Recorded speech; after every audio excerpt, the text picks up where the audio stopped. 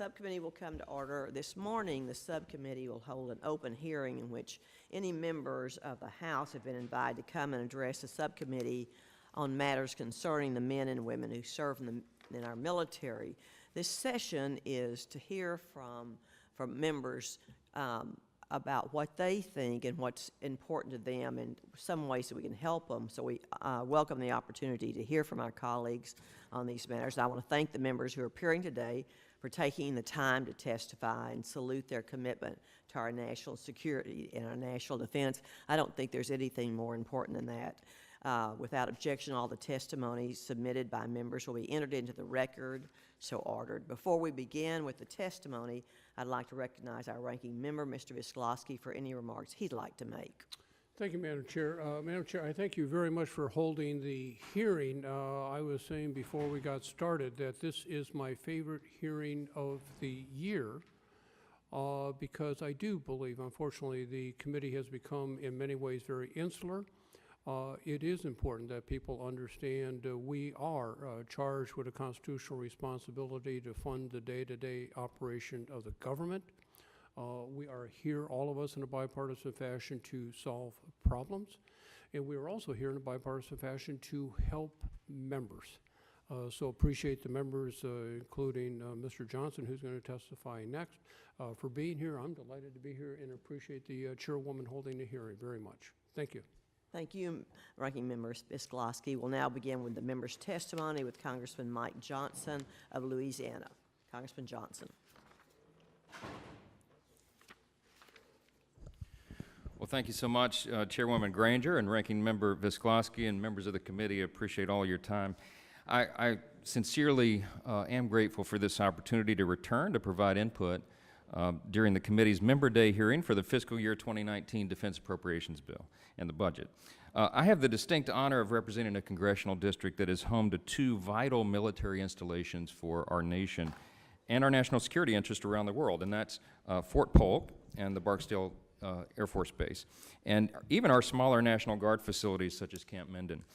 As I'm sure you know, Fort Polk is home to the Army Joint Readiness Training Center, and Barksdale Air Force Base is home to the Air Force Global Strike Command, our four-star command right there in my hometown.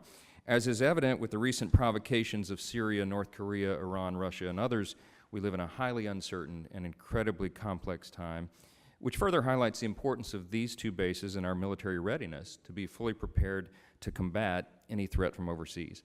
In keeping to today's time constraints, I'll focus primarily on just two areas I think are essential and in essential need of attention by this committee and the Congress, and that is modernizing our U.S. nuclear enterprise and ensuring U.S. Army capabilities are fully equipped for necessary training exercises. As I begin, I just want to respectfully thank this committee for working closely with me last year while crafting the 2018 Defense Appropriations budget to begin the process of re-engineering and modernizing the B-52 bombers. They're housed at Barksdale Air Force Base, and that's a much-needed makeover that will extend the life of the B-52s into the 2050s, which is kind of an amazing thing to think about, the engineering marvel that is.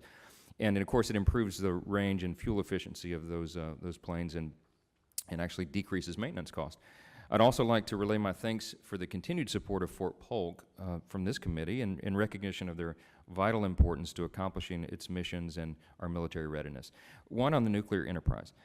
Today, I'd just briefly like to speak to the nuclear weapons as they continue to play an integral role in the strategies of Russia, North Korea, Pakistan, India, and China.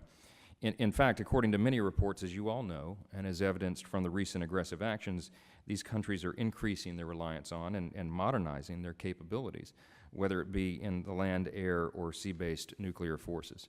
If this Congress is going to be serious about rebuilding our nuclear infrastructure, it has to continue to express support for the long-term commitment of our Barksdale Air Force Base and our nuclear enterprise.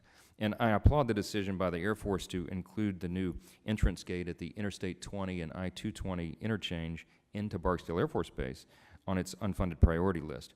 This project has to be completed in sequence because what this does is it paves the way for the construction of the new weapons storage area at that base, and that's currently scheduled to begin construction in fiscal year 2020. The new weapons storage area is absolutely vital to America's nuclear enterprise, and it will support the overall activities of Global Strike Command, everything it oversees, and its necessary involvement in a wide array of strategic deterrence. As members of this committee, you all are well aware, of course, of how critical the Bomber Command and the 8th Air Force, in charge of our aging fleet, and Missile Command and the 20th Air Force, in charge of the U.S. intercontinental ballistic missiles, are critical to deterrence and global strategy. Second issue is ground capabilities. So in any event that maintaining a capable and robust nuclear option doesn't suffice as a deterrent from war, it's obviously imperative we have a capable and ready ground force. As this committee and Congress have presented a path forward to rebuilding our force structure, the need for modernizing our ground capabilities is certainly prevalent to ensure full mission readiness. As a proud member who represents one of the 2 unit training centers in the United States, Fort Polk Army Base and the Joint Readiness Training Center in our district, it's critical to highlight how the Army has continued to solidify its footprint with a state-of-the-art JRTC. As Fort Polk's JRTC provides invaluable training for advise and assist roles, and provides soldiers with the training and flexibility necessary to carry out the demands placed on them to achieve victory. It also partners with our close allies in collaborative joint exercises to prepare for the unique situations and challenges a unit may face while deployed. As we work to regrow our ground forces, and since Fort Polk remains a vital security asset, we should invest in the JRTC to ensure full military readiness. I hope to work with members of this committee to ensure that the Army uses the right information and the proper methodology to maximize our resources and facilities to ensure Fort Polk and the JRTC continue to provide invaluable training to fully prepare and equip our men and women in uniform for the many challenges ahead. It is the only combat training center in the nation that also trains and deploys combat units. As I prepare to close, I just want to say the defense communities that surround both Barksdale and Fort Polk have a long and proven track record of fully supporting, enthusiastically so, these 2 vital military installations. And all these folks stand ready to help modernize our armed forces to meet our nation's mission capabilities and necessary resources. And just recently at Fort Polk, the Army completed its largest land purchase, over 47,000 acres, in an effort to provide even more robust training capabilities there for the brigade combat team rotations and all the rest. And we got $90 million on the state level for the interchange at Barksdale, which shows the investment of that state. Finally, I just want to thank this committee for continuing these important priorities for this district and all of ours around the country. You have such important work, and we're so grateful. I look forward to doing everything I can to support you and the committee's work to provide our military with the essential resources it needs. This is a top priority for all of us, and it should be. With that, I yield back, and thank you again for your time. Thank you, and thank you for appearing here today, and congratulations on having 2 installations that are so important in your district. I represent Fort Worth, Texas. It was a Air Force base, and then I had the misfortune to have that base closed during a BRAC. It's now realigned as a Joint Reserve base, but I know what it means, and it's a very different sort of constituency because they're coming and going, but we can be so helpful if we really understand what's going on at those bases. And so thank you for bringing that to our attention. We appreciate it very much. Yes, ma'am. Anything you'd like to say, Mr.? Just to thank the witness particularly for your emphasis on readiness, and again, appreciate your thoughtful testimony and compliment you on your choice of ties. Thank you. Thank you. Thank you. Anything else you'd like to leave with us? No, I just told my colleague here, Mr. Graves, it's good to be with a committee that has a lot of authority and power. So that's a nice change for a freshman. Thank you for your time. Thank you very much.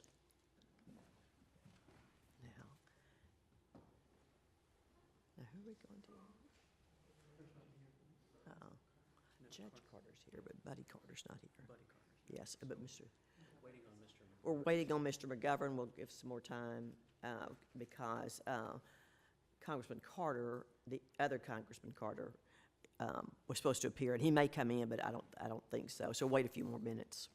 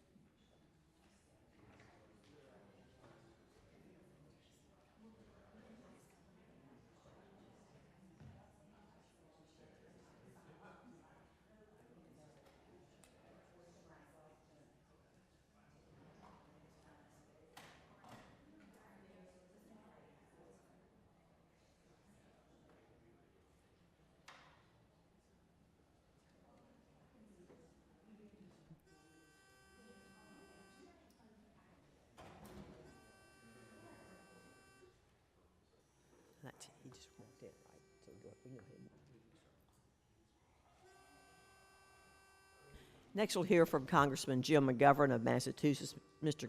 McGovern, welcome. Sorry we had a little change in time, so we didn't mean to rush you, but that's the situation we did. That's fine. I'm happy to be here. Honored to be here with all of you. Right. Thank you so much for Thank you. giving me this opportunity. And I want to thank you, Madam Chair and Ranking Member Visklosky, for allowing me the opportunity to testify in support of the Wounded Warrior Service Dog Program.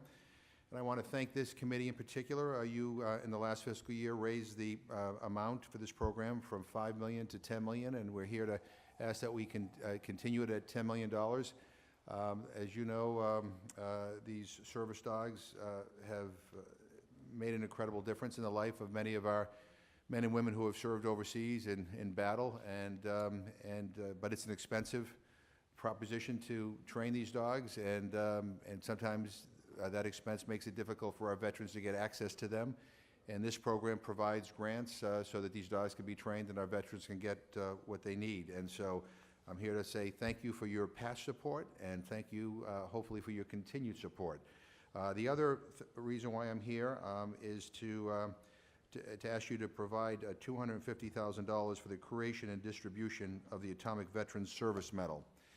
As you may recall, for the last 3 years, we in the House have passed in the National Defense Authorization Bill a provision creating a service medal for atomic veterans. These are people who served our country during a very difficult time and could never talk about their service because it was top secret. In fact, many of them couldn't even tell their doctors that they potentially could have been exposed to radiation. It wasn't until the first George Bush was president and then Bill Clinton that they kind of opened things up, and these veterans were able to talk about their service. They were never recognized at the time for their service to our country, and many of us thought that they deserved some sort of recognition. And so for 3 years in a row, we have passed a provision that would give them that medal. In fact, the last roll call vote we had, every single member of the House voted for it. And unfortunately, for 3 years in a row, it continues to get dropped by the Senate during the conference negotiations. The Pentagon, I'm sad to say, has been reluctant to support this idea. They have told me they don't believe in giving medals retroactively, which seems like a strange excuse not to want to honor these veterans. And then I was even told that by honoring these atomic veterans, that somehow we would be diminishing the service of other veterans, which I found, quite frankly, offensive. And so, you know, we're going to continue to push the authorizers to create this program. But in the meantime, you know, I'm coming to you to say let's begin this. Let's do what's right. Again, these veterans are aging. Many of them are dying, and I think they deserve to be recognized, and I think that's the will of the House, and so I hope that you will look favorably upon that request as well. So I thank you for giving me the opportunity to be here, and I thank you for your service on this committee. Thank you for appearing for us today. This is an opportunity we have. We can just talk frankly about some things that members are requesting, and I think that the service dog program is one everyone is very aware of it, because you see them now and see the difference it makes in the lives of the people, the wounded warriors they're serving, and so that's a wonderful request. The second one, I'm as puzzled as you are about the response from the Senate, because it was overlooked, and I think it's a wonderful recognition, so I'm certainly very positive about it. Mr. Visklosky, do you have anything to say about that one? I associate myself with the chairwoman's remarks, and thank you very much for your concern, not only for veterans, but those who need that extra care and recognition. Do you have any sense at all that someone in the Senate is going to pick that issue up as far as honoring the atomic veterans, Mr. McGovern? We have Senator Markey has introduced the bill over in the Senate, and we're going to continue to work with him to try to see if he can move it in a bipartisan way. But again, I think there are some members of the Senate Armed Services Committee, I think staff members in particular, and some people over in the Pentagon who have urged them to basically drop this idea. Yeah. And again, I just, I don't get it. You know, and if the policy is that we don't retroactively honor, you know, create medals for veteran service, you know, maybe we ought to take another look at that. But I don't think this opens up the floodgates. And again, I think it's particularly urgent because this is an aging population, and a lot of these atomic veterans are no longer with us. And I think they deserve to know that our country is grateful for their service. Thank you, and thank you for taking the time to be here today. Very I just much. want to say, and good luck on that initiative. and I just want to say on the service dog, the Wounded Warrior Service Dog Program, I want to thank this committee in particular, because this would not be in existence without Chairwoman Granger and Ranking Member Visclosky and the members of this committee. So I mean, you made this happen, and it's benefiting a lot of veterans. So thank you. Thank you very much. Thanks for you for being here. That concludes today's hearing. The subcommittee is adjourned. Oh, I'm sorry, Mr. Carter. May I be recognized? You may. I just have, these are the people that were out at the nuclear test sites Yes. that Yes, volunteered to be right. be within the blast radius. That's correct. Well, I kind of agree with you. They ought to get something. Are benefits attached to this medal? No, it's all it is a recognition, as a medal or whatever is deemed appropriate, but something that would honor their service and recognize their service. That is it. Thank you for bringing that up. Thank you. That's very interesting. Anyone else? That concludes today's hearing. The subcommittee is adjourned.